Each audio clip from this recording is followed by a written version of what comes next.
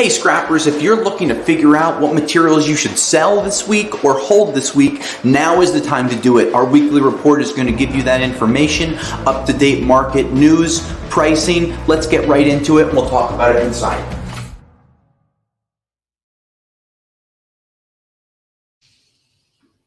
Scrappers, today is Wednesday, June 14th, 2023. I hope that you're doing well, enjoying some of these increased copper prices that we've been seeing the last couple of weeks, with prices up about 24 cents since the most recent lows that we saw back in May. So that's always a nice thing. We'll talk about that later on.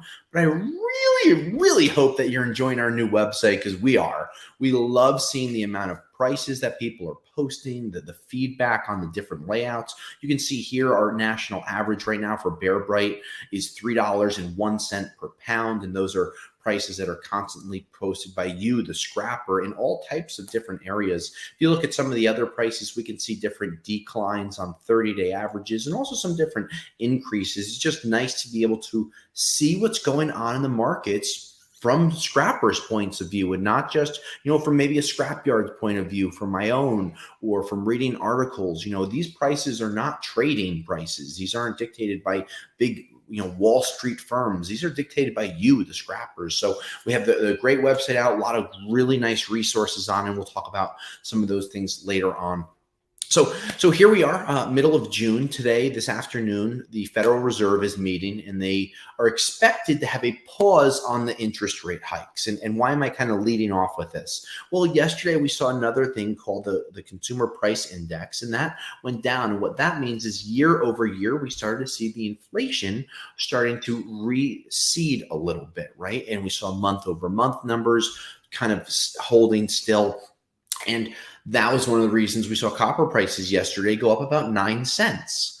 Now today, if we have a expected pause in the Federal Reserve, we're expecting those prices to even go up again. But there are little caveats, and we've seen that Jerome Powell, who's the Federal Reserve chair, different phrases, different words that he has said before have actually affected the markets. Because if he says, we're going to pause, but we do see more interest rates hikes coming, that could affect the markets. And why am I talking about the interest rates? We aren't seeing major projects happening. I talked to a lot of major demolition contractors and larger scrapyards, and I mentioned this last week. A lot of people's inventories are drastically lower. Why? A lot of these major projects are not being greenlit because of the borrowing rate on money. And I'll give you an idea. If a developer wants to do a project for $10 million and needs to borrow that money, and that some of that money goes towards the demolition, which means that they're knocking things down to recycle them, but they also need a lot of new things. Well, if they were borrowing money at 4% versus 9 or 10%, it's going to take them a lot longer to recoup the money, because they're going to be paying a lot higher interest rate on that $10 million loan. And that could be costing them tens of thousands of dollars a month. And while you may not care about it, someone, it does affect the metal prices. And that's really the point of this, to show you how things intertwine. You see steel prices, they've been up over the last month, but we haven't seen the super demand for them. We've seen some light iron prices starting to climb. We see some light iron prices starting to have a little bit of a jump here, 7% jump, 57% jump month over month. That's a really good thing. Those are reported prices that are out there. So we're starting to see those prices increase. But if we don't see major development projects taking place, we're not going to see a real push to the markets. Now, on Monday, there was a report that came out talking about China and how the Chinese economy is continuing to be in a little bit of a funk. Why is that important? Well, Chinese continue to buy 50% of the world's metal. And until countries like India are buying 30 or 40% of the world's metal, which doesn't look to be happening anytime soon, if the Chinese economy is not doing great, then you're going to see the world economy for metals continuing to kind of follow suit. They kind of have that leash, and they're pulling the metals market around, and they got so much metal in the last couple of years and the demand was up. Well, now what we're starting to see happen is people are spending more money on trips, on vacations, on services. Well, if you're going out to dinner more, If you're going on a vacation more, what does that mean you're not doing? You're not buying new things. You're not buying new appliances, or maybe you're not buying a new car this year. Those need metal. So we're seeing the shift of money where people are still spending money, but they're not spending it on material goods. They're spending it on services. And that decreases the demand for metals, both domestically here in the United States and throughout the world, because the United States leads many of these categories. I read something this morning with, it seems like every other person is going to Italy right now, right? And the article that I was reading, they were saying that, but that just shows that people are going out on trips. So you might see the airlines having profitable numbers, or the hotel and tourism industry, but people are no longer buying the new cars. People are no longer buying another TV or computer or something that has metal in it. So these are the things that we look for on kind of a big sense, on a macro point of view, versus the micro day to day. And that's where we try to learn about these different trends when it comes to prices. Used car markets, we're starting to see the prices going down. Well, that's good, and then that's bad. It's good because if you need a used car, the prices are less. But it's bad because some people are still holding on to their vehicles longer, which means the demand for new metal from recycling those is decreasing. So we see automakers, and again, I've talked about this many times in the last month or two, automakers now have inventory on their lots. Well, if they have inventory, that means you don't need as much metal, where during 2021, there were no cars. Right? I needed to buy a new work truck, and I just took whatever was available, not whatever I wanted. Where today, if I wanted to buy the same work truck, I would have a choice of 3 or 4 different ones. Back then, I had to choose a specific brand. I had to choose a steel bed instead of an aluminum bed. I wanted aluminum because of the weight, but I didn't have choices back in 2021. Today, you can kind of pick and choose. Other problems when it comes to steel right now: massive delays in supply chains. We ordered forklifts, and you're seeing 2 to 3 year delays on forklift purchases, on major truck purchases. So the consumer side of things really had a lot of attention paid to it, and people are now getting their stuff, their phones, their computers, but they're not going on the industrial side of things. It's just not flowing the same way. So let's talk about steel prices for a second. The oil market went down on Monday with that report on the Chinese. Now, it increased on Tuesday, where people said, well, maybe it's not as bad as we think. The Chinese could be buying more metal. And we saw oil prices go down on Monday and up again on Tuesday, 3 or 4% decreases and increases in back-to-back days. These are concerning problems. We don't want 3 to 4% increases in oil prices, because that really makes it very difficult to gauge transportation costs. Makes it very difficult to gauge the cost of refining new steel. So when you're out there, think about this. If today gas prices were $3 and tomorrow they were $3.15, one day, almost like a repeat of June 2022, right? That was upsetting. And that's where we're at right now, where things can be upsetting, and they're upsetting the flow of the markets. We don't have a flow.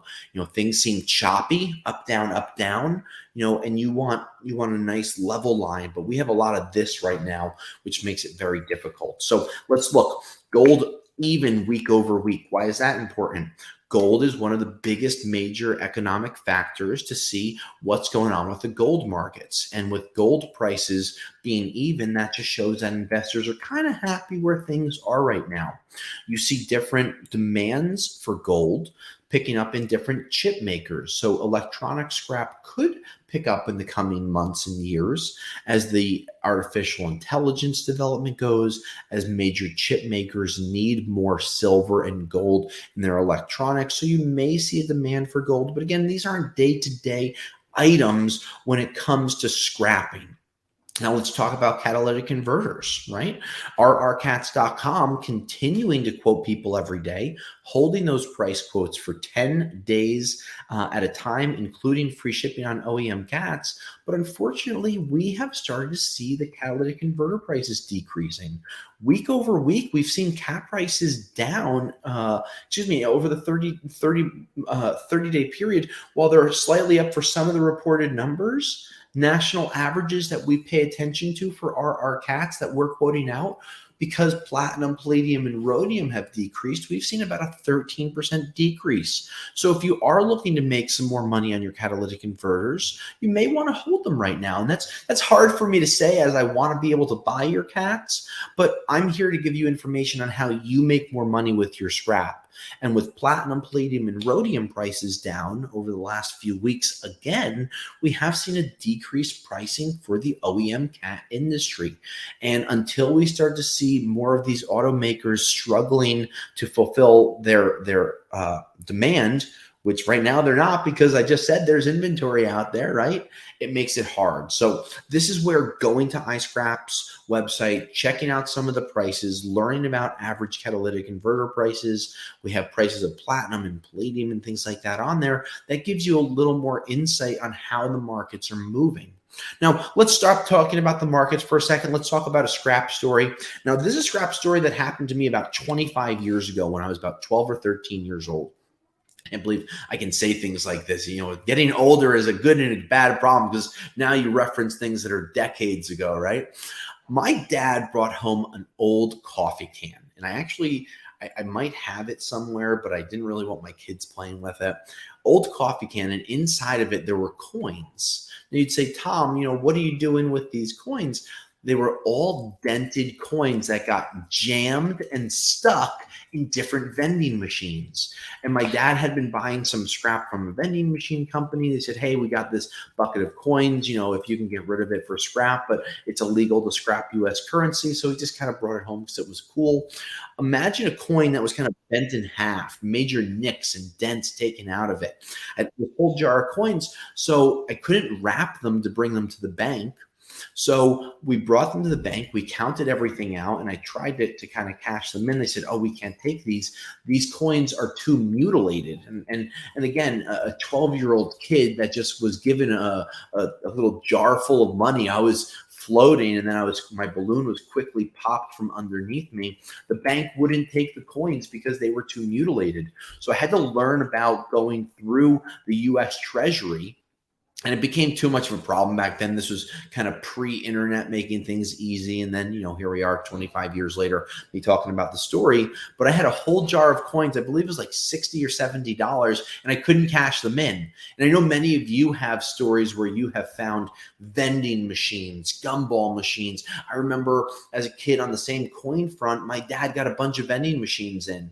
And not only did they come full of gumballs, which was a major hit at school the next week, they also came full of quarters. And I remember getting my flathead screwdriver, unscrewing and popping it off, and I got like 10 or 12 bucks in quarters. And I've seen many stories from people. My favorite ones are when they get vending machines that haven't had the dollar bills empty. And I've seen those stacks full of dollar bills, and those are really cool. And I'd love to see some of you post some of the stories you've had on that. Common places where you can find those coins, and maybe we'll do a video on this. Old washing machines, vending machines, the different, even the old cigarette machines. I was talking to one of my drivers, and we recently had one in one of the scrap dumpsters. We didn't take a picture because it was too buried. But, you know, these old machines that had coins in them, always check those. And we always see people posting about those online. Hey, look how much money I found. It's just a little, it's a cheap thrill, and it's an added bonus. So just something to keep in mind. Always look for change in dollar bills in some of these different machines. Sometimes it could be worth more than the scrap itself. So other markets, aluminum market started to tick up a little bit. We've seen some sheet aluminum prices. You know, they're moving slightly. We'll pull up some prices online. Still averaging right around 40 cents for old sheet right now, 37 to 40 cents. So that's good to see. Seeing some of these prices kind of stabilize. We saw a little bit of a dip, but you can see some of the prices listed right on here through iScrap. And don't forget, not only can you check this out, this is the desktop view. You also have this on your phone, whether it's the app itself that you installed through iOS or Android, or the mobile version of the website. Some prices that are on there. Aluminum can scrap has also increased. We're seeing some nice prices, 46-cent national average right now. So we're really happy with that. But we're seeing some stabilization in the markets. But what I'm paying attention to is on the stock market side of things, we've seen some massive growth, but it's been in the NASDAQ. And the NASDAQ is primarily pushing tech stocks. So tech stocks could be companies that are doing, software as a service, and that isn't going to completely push the commodities right now. We want to see the oil sector, the chemical sector, the building sector. Those are things that I pay attention to when it comes to scrap and the demand for different metals. So the NASDAQ, while they've had great returns, Amazon's and Facebook's and Meta, or I guess Facebook is Meta, and Google's and Apple's, Apple may be someone I follow closer than some of the other ones because they have more physical products than the other companies do. But again, they're pushing more software things, which don't use as much metal. So, while stock prices are up over the last couple of months, it's not on the commodity side of things. So I don't pay as higher attention to those as I do, like I said, the building, the automakers and things like that. But some of the automakers are having some good successes right now on the electric vehicle side. I see a lot of factories open up. I see Ford opening another factory in Germany for electric vehicles. The demand for more lithium and nickel products to be able to put into the batteries, those are increasing. So there are market movements that are happening. We just are in a bit of a holding pattern here in the middle of June. So, let us know what you think. Let us know what you want us to talk about. We have some great videos that we've been posting on YouTube. If you're looking to learn more about the markets by becoming a YouTube member, you get access to videos that not everyone else has. We give you different tips and insights on how to make more money on scrap, how to hold things better, clean things better. We got a bunch of great articles. Check out our website, iscrapapp.com. You have our weekly reports, you have blogs talking about different tools. So check a lot of these things out. Post your prices online, post. It's going to help learn more about the national averages. And then you can use those prices online to learn more about prices and maybe even help negotiate better prices for yourself at the scrapyard. So scrappers, today is Wednesday, June 14th, 2023. I appreciate you tuning in. Check out the website. Until next week, scrappers, I'm Tom, and I'll scrap you later. Thanks for checking out this scrap video. For more exclusive scrap video content, please become a YouTube member of our channel today. Thank you, and I'll scrap you later.